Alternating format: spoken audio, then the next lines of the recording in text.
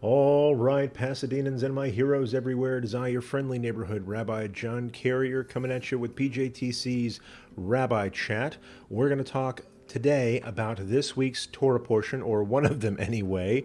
It is Parashat Hukkat, and why it's so important to keep your temper when times are tough. So we'll get to that and answer whatever questions you have for me in this Ask Me Anything session right after this brief but hilarious musical interlude. Stick around.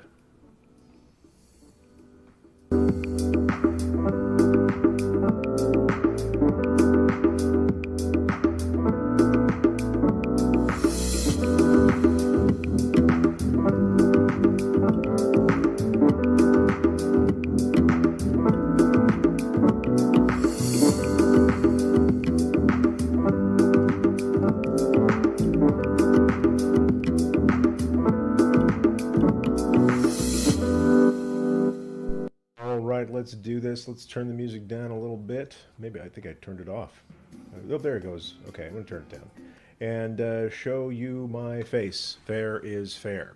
I'm really delighted to be here with you. My name is John Carrier. I'm the rabbi at Pasadena Jewish Temple and Center. Not trying to brag. It's a pretty dope gig.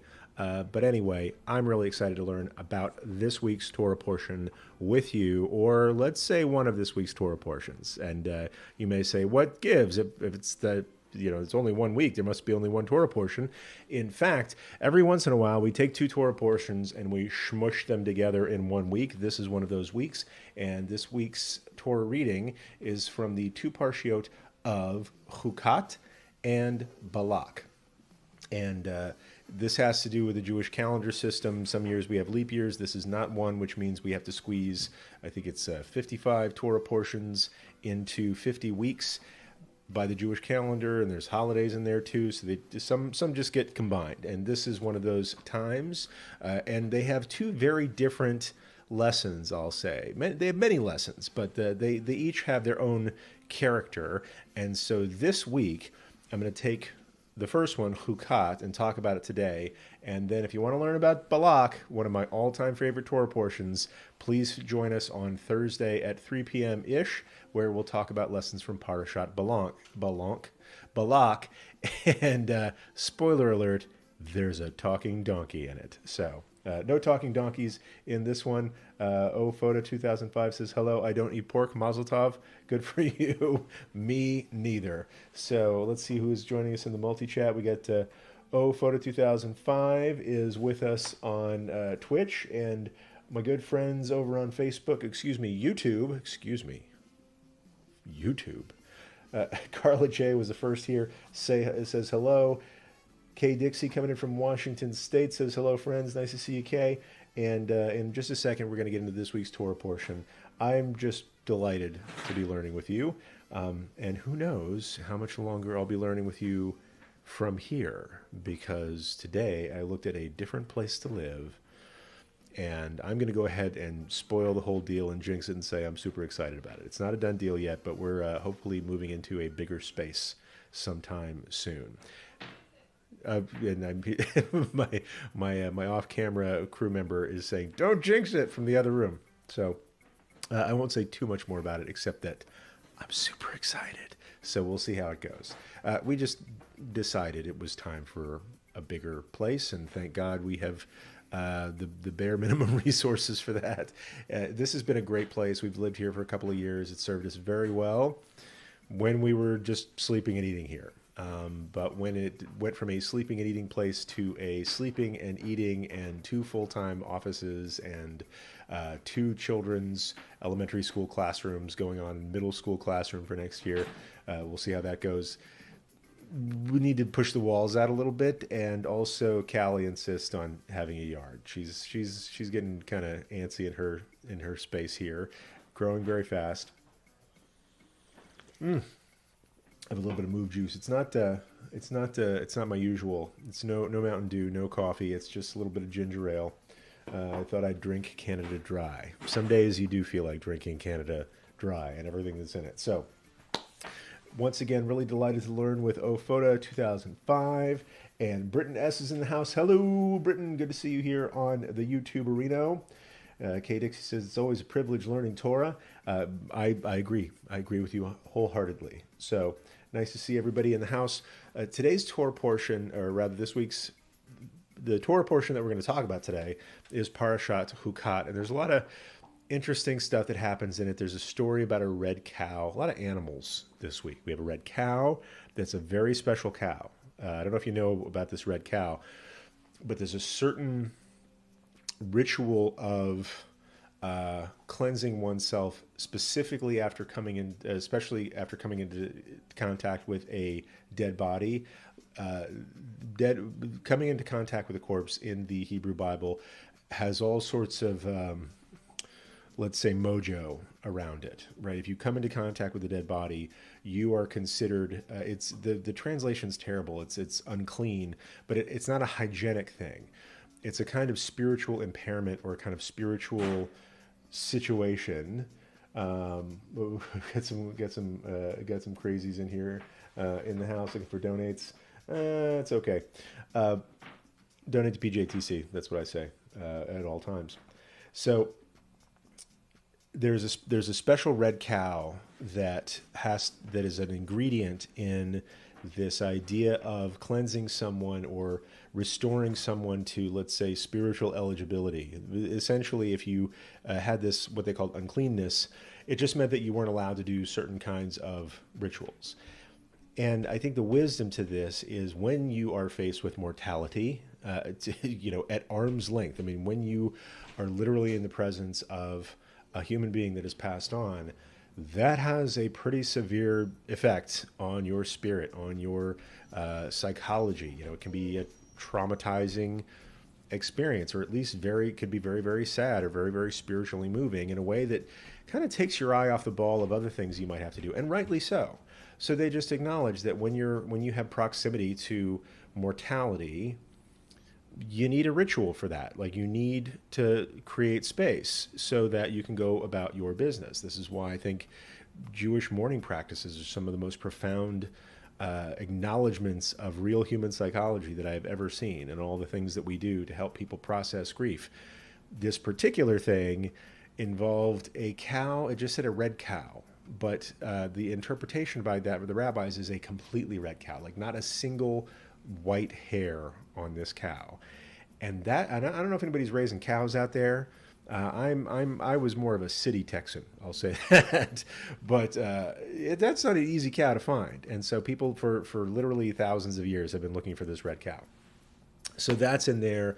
The origin of the symbol for doctors is in there. If you've ever seen that symbol for doctors, I forget what it's called, but it's like there's a staff and there's snakes going around it, and it's like the universal symbol for medicine or doctors or things like that. That actually comes from this week's Parsha. So look it up and you'll see that Aaron was supposed to show this symbol of a snake because people were being bitten by snakes and getting sick. And if they looked at this symbol, they would be cured of their snake sickness.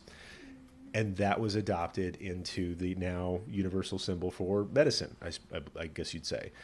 That's from this week's Parsha. One other thing that I'll say is most compelling for me in this week's Parsha, because for me it is a pivotal moment in the narrative of the Torah. Hold on, I just need to take care of something real quick here on the technical side. And Heidely Ho Blockerino. So one of the most poignant things for me is this moment where Moses loses his ticket to the Promised Land. Can you believe it?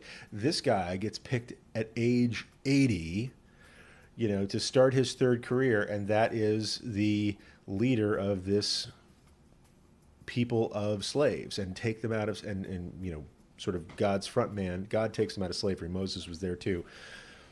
So, and then escort and lead these people through the wilderness, and he goes all the way through the wilderness and doesn't get to cross over into the land that they're going to this whole time. Massively unfair on the face of it. But here's why. The other thing that happens in this parsha, I'm sort of kind of lifting the curtain slowly here. The other thing that happens in this parsha is that both of Moses' siblings die, right? Aaron dies, Miriam dies. I think Miriam dies first.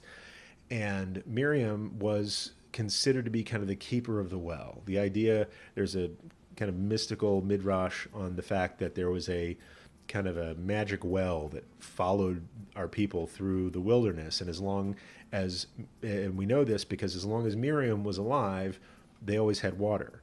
But as soon as Miriam dies, no more water. And so that's what happens. In the beginning of this parsha, Miriam dies, and then people are complaining, there's no water. And so Moses goes to God and says, hey, God, what are we going to do? God's like, okay, I got something for you to do. Go talk to the rock, right? Hold up your staff, order the rock, any rock, probably pointed at a particular rock. Go talk to that rock, hold up your staff, speak to the rock, and water will come out of that rock, and everybody will have water. So Moses is like, okay, I understand those instructions completely, and we'll follow them to the letter. But when he gets back to where the people are, and they are complaining so loud that he loses it, and he just completely loses his temper, completely loses his sense of proportion and what's going on here.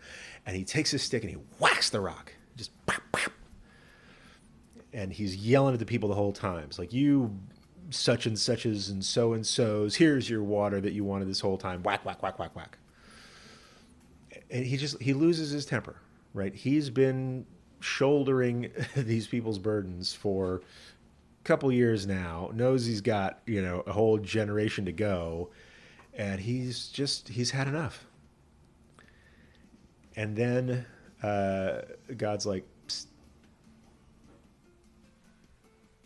come over here, we need to talk about something. Remember that time I told you to speak to the rock? Yeah, you just hit the rock in front of everybody. You lost your cool, and you did not follow my directions.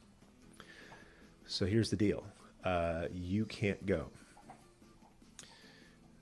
This decree of a generation dying in the desert because they weren't ready, because they didn't have the temperament, it seemed, to enter the promised land, Moses was not removed from that. Moses was a part of this generation too. He didn't have the same experience.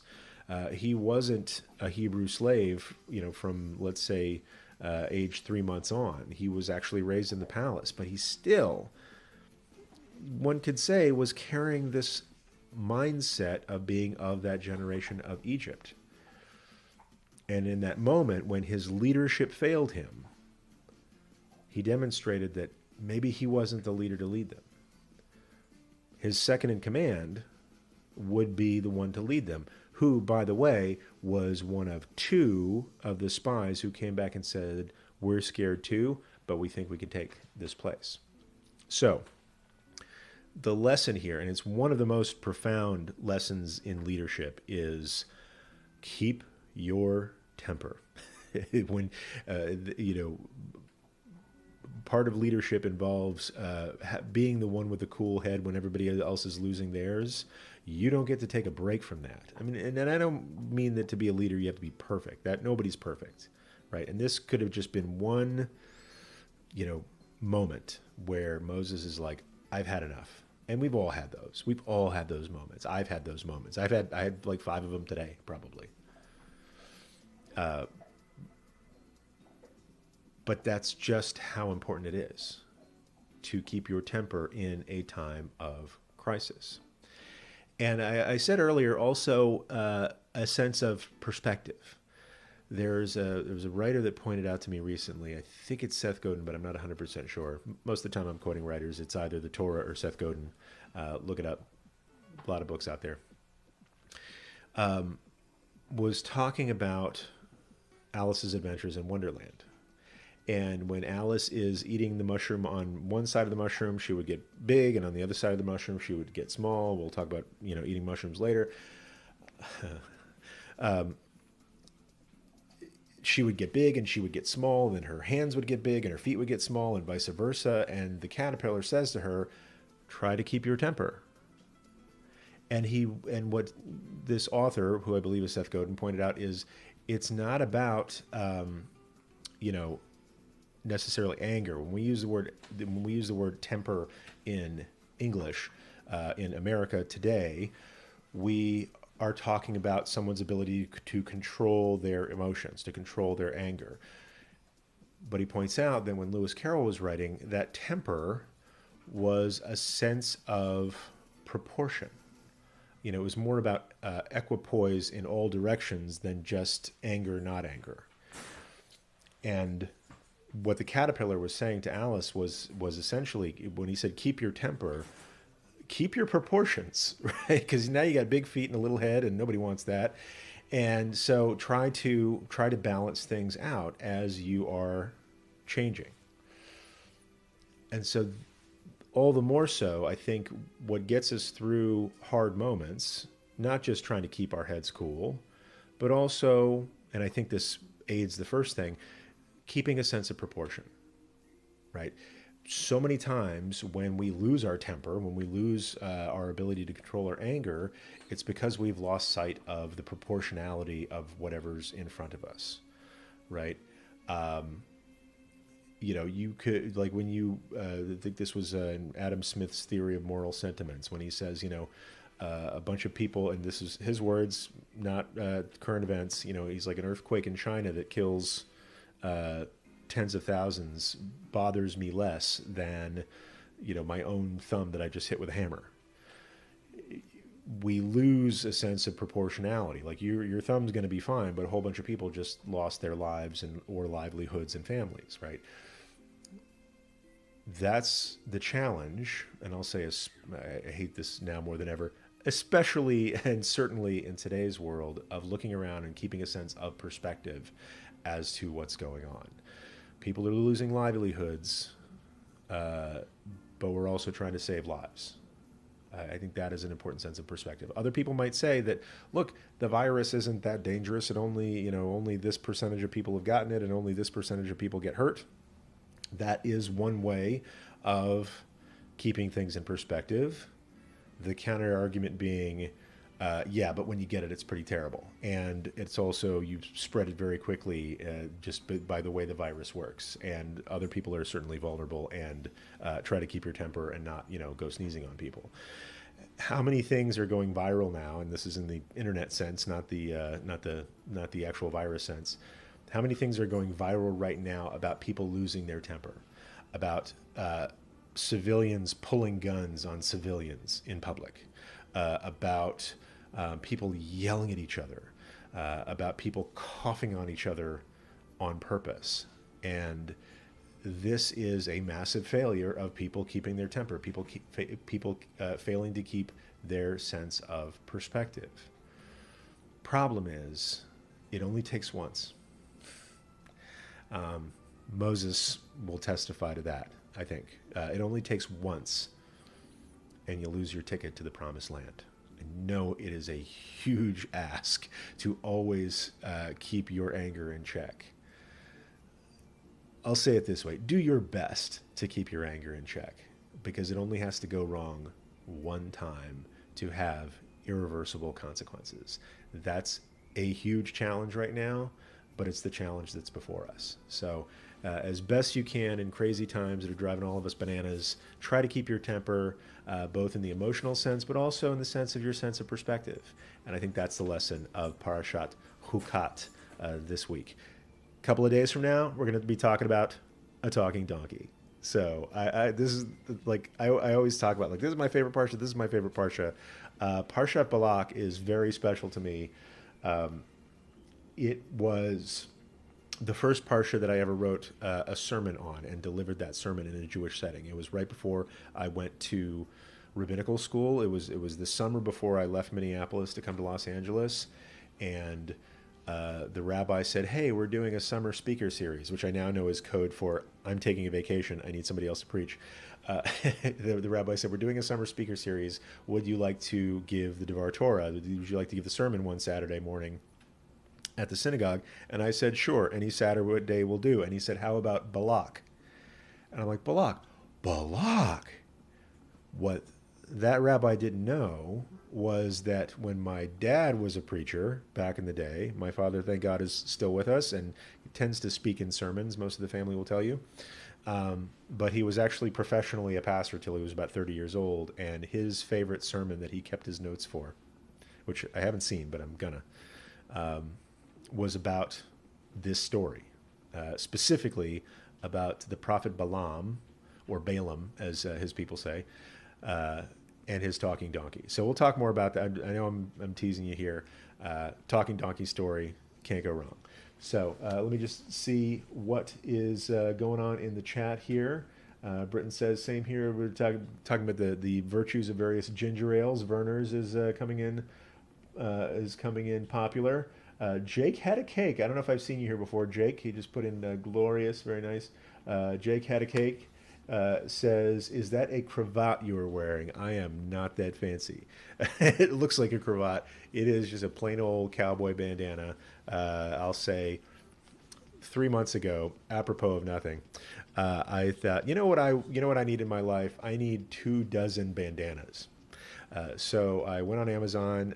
They were mostly sold out, but I found the last place selling bandanas by the dozen and got 2 of them. And I know now, since then, it's easier to get masks. It must be easier because I see them littered all over the ground these days. But I still got this 12-pack of bandanas, and I wear them all the time because I have a puppy. And you never know when I might have to leave this house. And so I found out if I didn't wear it all day, I would leave the house with, puppy's urgency and to do what puppies do. Not going to get more graphic than that. This is a family show. And if I was following the puppy out and I didn't have a bandana on, I would forget the bandana, and then I'd be the guy like, and nobody wants to be that guy. So I just wear a bandana all the time now, and it just looks like, sometimes it gets tucked in, it looks like a cravat. So a cowboy, like I said, I'm more of a dude than a cowboy. Let's see, I'm trying to think. No, we didn't have a lot of land in my family. Mostly preachers, but not so much cowboys. But I am from the area. Jake had a cake. Glad to see you here. So the fun, if you knew me from before all this, when people could actually see my feet. Now I only really exist from about the sternum up. But I wore cowboy boots. I habitually wear cowboy boots all the time just because they're so comfortable and no broken laces, and German Shepherd puppies can't chew through them to your ankles. So I used to wear a bandana every once in a while because it was like my Purim costume. I always had the boots on. All I do is throw on a bandana, instant cowboy. And now I wear the boots for practical reasons, and also the bandana for practical reasons. So thanks everybody for joining me today. I'm also here to answer any questions people have about Judaism. Britton S. shares, yesterday I had a long and at times hard conversation with a loved one, and keeping our tempers led us to feeling like our relationship is much stronger than before, even still having disagreements. That's amazing. Like, it's so, when people fight, whether they're perfect strangers or close family, close friends, tempers can get out of control really fast. People say things that, maybe they do. I was going to say people say things they don't mean. Maybe they do mean them, but the right thing to do is keep that stuff inside, inside voice with that stuff. Keep that in your head voice. But when we get emotionally worked up, that stuff can just come out, and it's hard to reel it back. It's hard to undent the relationship. And if you can have hard conversations without escalating the emotion, doesn't mean it's not important to you. Doesn't mean that you don't have something to say. But if you can keep it, and it doesn't mean you don't have to feel those emotions, but if you can keep the expressions more even keel, the conversations always go better. That's my experience. And I've been in, multiple conversations, things, people get serious about their synagogue sometimes, or people get serious about how they practice Judaism. People get, this is the stuff that gets us to our very core. It's our identities are wrapped up in it. And I've been in synagogue settings, planning events or People talking about the budget. People like, where's the synagogue going to put its resources? And some people their eyes glaze over and they talk about budgets. But I think budgets are super important because that is a demonstration of an institution's resources, a demonstration of an institution's values by where it puts its resources. And I've seen those discussions get heated, and then relationships are broken. Because they feel like their identity is being attacked. It's not the thing that they're talking about that's the disagreement. People feel like their identity, if you're attached to something, it feels like your identity is being attacked. And that's when the emotions come out. Like you feel the physical threat, or you feel that identity threat. Your brain doesn't know the difference between an identity threat and a mortal threat. And your amygdala kicks on, shuts down your rational brain, and it's as if you're facing a saber-toothed tiger, not somebody who loves you, who disagrees with you. So if you could check that amygdala, the hardest thing to do sometimes in human relationships, also the most critical thing, because that's how you get to the promised land together. So, let's see. Jake had a cake says, "I feel there are other chats you're talking to." Yes, Jake. If you're tuning in on Twitch, we're multicasting on YouTube Live and also on Facebook Live. That's what we're up to at PJTC these days. Is through the miracle of slobs. That is Streamlabs OBS software. We're able to multi-chat through Twitch, Facebook, and YouTube simultaneously, so that people can see this on the platform of their choice. So really delighted to learn with all of you today. Once again, try to keep your sense of perspective as things are going on. People have lost jobs, but maybe they haven't lost their lives, and that's a good thing, right? But we're on the one hand, I don't get to see all my friends the way I used to, but I have gotten to know my family more than I may have ever gotten to know my family had this not occurred. So trying to balance those things out, trying to keep it positive here on RabbiChat, and you all are helping me do that. I really appreciate the great conversations that we have. Keep your temper. Don't get all hangry. Have a snack so you don't lose your temper that way. And I'll be delighted to learn with you the rest of this week's double portion on Thursday at 3 p.m. ish. And also make sure that you know that we have live streaming services through PJTC, simulcasting, not on Twitch, sorry, haven't figured that piece out yet, but Facebook Live, YouTube Live, and through StreamSpot, 7:30 on Fridays, 9:30 a.m. on Saturdays. This week's going to be a little bit different. You'll hear more from me about that in just a little while. But it's going to be, if you haven't watched Friday services from PJTC in a while, this is going to be a good week to tune back in. So it's going to be a little bit different, and I can't wait to hear your feedback about that. So with that, I'm going to peace out. Oh, this is just want to check in with a couple of people here in the chat. Kay Dixie says, "Thanks for the meaningful words. You are most welcome. Thanks for learning with me as always." Jake had a cake said, "You know, this is the first time I've spoken to a rabbi. My mother was Jewish and her grandma." You know what that means. So really delighted to connect with you, Jake. You're welcome here anytime. Follow us on Twitch. If you want to check us out on Facebook and YouTube, that'd be cool too. Let's see. Everybody's saying see y'all on Thursday. People speaking my language with y'all. So thanks. And who knows, maybe by Thursday, might have a different studio. Don't know. All right. Until next time, Pasadenans and heroes everywhere. Peace.